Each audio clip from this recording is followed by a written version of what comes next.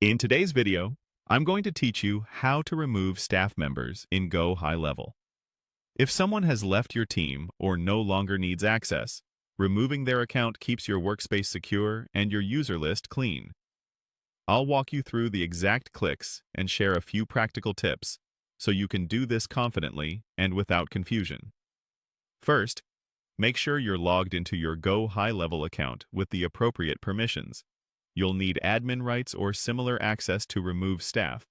Also, double-check that you're in the correct location or sub-account, since staff are managed at the location level.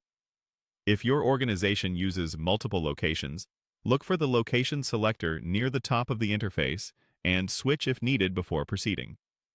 From your dashboard, head to the left-hand menu and click on Settings.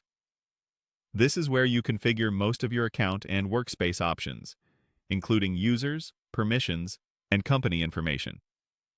If you don't see the settings option, your user role might be limited, so you may need to ask an account admin for assistance.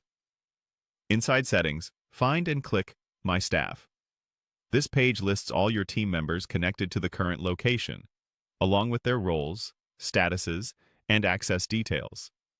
Take a moment to identify the exact user you want to remove. It's a good practice to verify their email or role here to ensure you're selecting the correct person, especially if you have multiple users with similar names. Now, move your cursor to the user you intend to remove and look for the trash or delete icon associated with their row. Click that icon to begin the removal. Before you confirm, pause and consider the impact.